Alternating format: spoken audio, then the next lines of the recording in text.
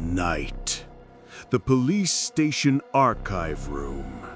The room is dark. The only light comes from a flickering desk lamp.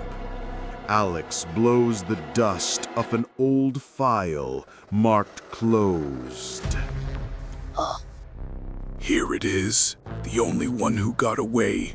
Chloe Miller. Alex takes an old cassette tape out of the evidence bag. He inserts it into the recorder and presses the play button. They called me for a meeting, a sponsorship, at a cafe, a public place. The waiter, I think he was one of them. He brought me a drink. I got sick, so dizzy. I went to the bathroom. I think I passed out. They said an ambulance was called, but... The what? It wasn't an ambulance. It wasn't... They took me somewhere dark. The recorder clicks off. A heavy silence fills the dark archive room. A fake meeting. A compromised waiter. A fake ambulance.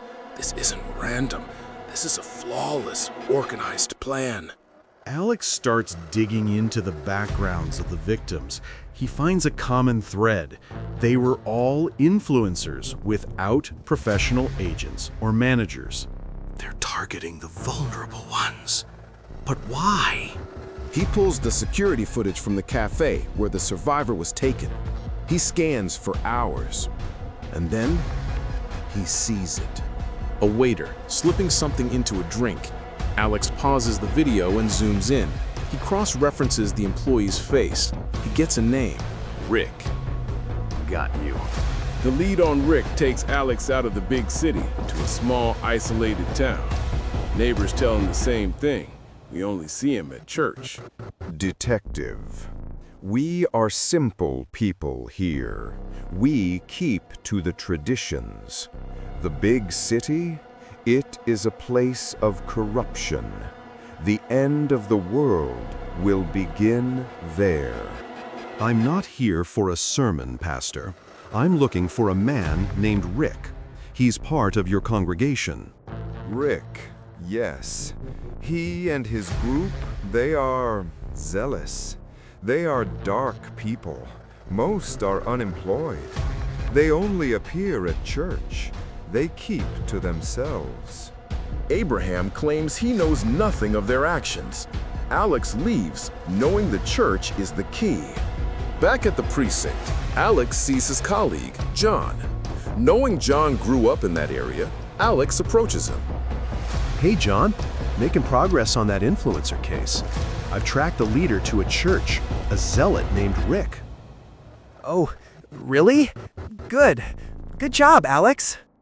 Later that night, John finds a secluded spot and makes a call. He feels indebted to Rick for past favors, but now fear is taking over. Rick, it's John, the detective. Alex, he knows your name. He found the church. He did. The next day, Alex is walking with Emma. A van speeds past. The driver, Rick, locks eyes with Alex and gives him a cold, knowing salute. Alex, who was that?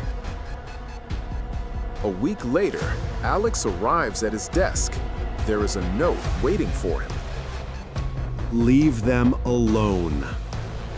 Leave them alone. Alex looks across the room.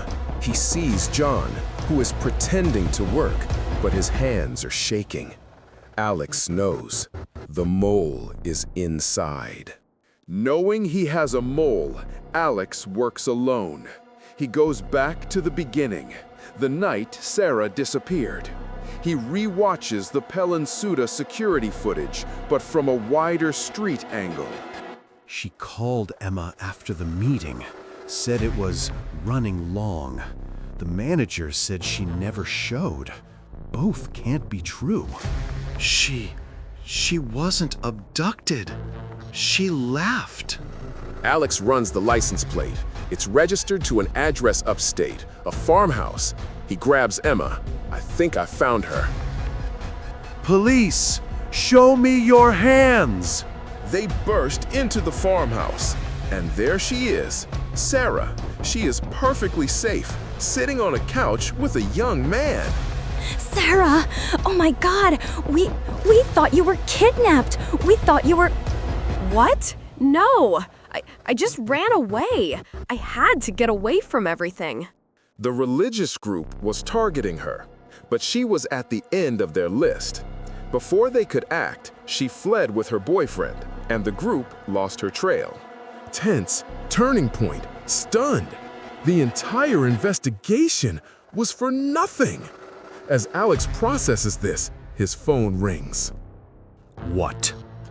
Alex, you have to listen. Rick, he's gone insane. He knows you found the farmhouse. He knows Sarah's not his victim. He's furious. He says the police are protecting the sinners. Get to the point, John. He's taking the next target, now. He said he's going for your weakness. He's going for Emma. Alex's blood runs cold. He looks at Emma, who is smiling at Sarah, completely unaware.